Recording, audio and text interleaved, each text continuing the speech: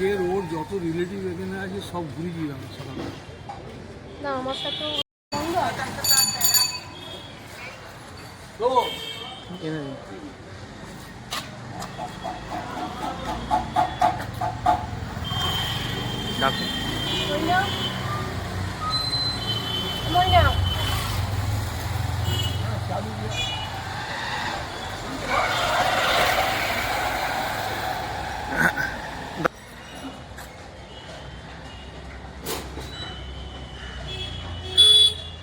কাছে এলেন দাবি বিচারের দাবিতে কি চাইছেন এখন পুলিশের কাছে কি আবেদন করছেন?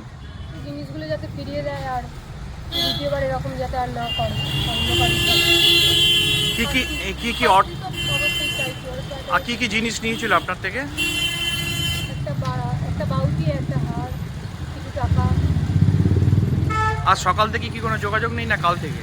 কালকে দুপুরে 1টা-1:30 থেকে আর কোনো যোগাযোগ নেই। কি অবশ্যই।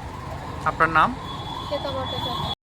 আমার সঙ্গে জুন মাস থেকে ছেলেটা সম্পর্ক করে এবং আমাকে বিয়ের প্রতিশ্রুতি দিয়েছে, দিয়ে আমার থেকে গয়না নিয়েছে, একটা বাউটি, একটা হার, গয়না নিয়েছে, কিছু টাকা পয়সাও নিয়েছে, বেশ মোটামুটি কিছু টাকা পয়সাও নিয়েছে। নিয়ে এখন আমাকে গতকাল বিয়ে করতে যাওয়ার কথা ছিল, রেজিস্ট্রি অফিস থেকে রেজিস্ট্রির লোক নিয়েও যাওয়ার কথা ছিল।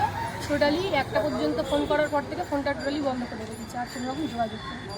আপনি কি জানতেন যে ছেলেটি আগে বিয়ে করেছিল বা পরিচয়? ছেলেটির আগে বিয়ে হয়েছিল, একটা বউ ছিল, মারা গিয়েছে, এই পর্যন্ত জানতাম। এখানে এসে তো অন্য কিছু শুনছি। এখানে এসে কি জানতে পারলেন আপনি? এখানে এসে জানতে পারলাম তার সুইসাইড ছিল বা এখনো আরেকটা বিয়ে আছে। তা আপনারা যে বিয়েতে এগোলেন পরিবার থেকে খোঁজ নিয়েছিলেন এখানে পাড়ায় এসে? এখানে এসেছিল, এখানে আমরা এসেছিলাম। এখানে আমি একবার এসেছিলাম, তারপর আমার পরিবার থেকে আমার বাড়ির লোক এসেছিল মঙ্গলবার, গত মঙ্গলবার। সেখান থেকেই ঠিক হলো, ওই ডেটগুলো সব ঠিক করলো তাদের সাথে বসে। তো ওর বাড়ির লোকেদের আসার কথা ছিল, তারা বললো যে আসতে পারছে না, ওই বললো। মানে সমস্তটা ওরই প্ল্যান করছিল। কি কি জিনিসপত্র আপনার থেকে নিয়েছিল এখনো পর্যন্ত?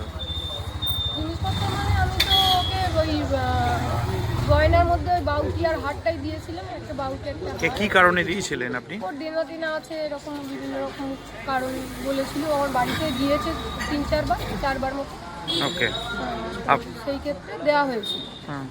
তারপর এইরকমই একটা ঘটনা। এখন এসে কি দেখলেন পাড়ায় এসে আজকে সকালে? আজকে পাড়ায় এসে দেখলাম ওর ঘর বন্ধ, বাড়ি বন্ধ। আর ও আমাকে বলেছিল যে স্টেশনের কাছাকাছি একটা ফ্ল্যাট দিয়েছে, সেটা প্রমোটারকে দিয়ে দেওয়া হয়েছে। এখানে এসে জানা যাচ্ছে সেটা কোথায় কেউ বলতে পারছে না। কেউ বলছেন শ্রীরামপুর, কেউ বলছে চুঁচড়ো, কেউ বলছে মানে আরও ওই দিকের নানা রকম 2-1টা জায়গার নাম বলছে। এগুলো আমরা চিনিই না, আমরা এখানকার মানুষই নই, আমরা জয়নগরের মানুষ, দক্ষিণ 24 পরগনা। আপনি কি প্রতারিত হয়েছেন বলছেন? হ্যাঁ, এটা তো অ্যাকচুয়াল। থানায় গেছিলেন? থানায় এখনও সেইভাবে যাওয়া হয়নি, ডিজিটা করা হয়নি, তাকে জানানো হয়েছে। তারপরে হঠাৎ শুনলাম যে ছেলেটা নাকি এখানে এসেছে এই বাড়িতে। আমরা তাড়াহুড়ো করে এসে দেখতে পাই। কি চাইছেন এখন আপনি? আমি চাইছি আমার জিনিসগুলো অন্তত উদ্ধার করে দিই, আর এটা যেন আর দ্বিতীয় কারোর সঙ্গে না হয়, অন্তত একটুখানি। ছেলেটির নাম কি? মৈনাক বেনা। আমি ছোট থেকে দেখেছি ওর জন্ম, ওর বাবাকে চিনি, ওর মাকে চিনতাম, ওর কাকা কাকিমা সবাইকে চিনি। হ্যাঁ, টোটালি আনফর্চুনেট। কী বলবো এখানে এখন, যদি ওর যেটা ওর উচিত অন্তত যে যেটা ভদ্রভাবে গিয়ে ওর যে জিনিসটা নিয়ে এসছে সেটা দিয়ে দেওয়া, এছাড়া আর কী বলবো। কিন্তু পাড়ায় কি ওনাকে তো আজকে সকাল পর্যন্ত দেখা আমি গেছে? জানি না, আমি দেখতে পাইনি, আমি তো অনেক বেলায় এসেছি ভাই। আমরাও সকালে ছিলাম, দেখতে পাইনি।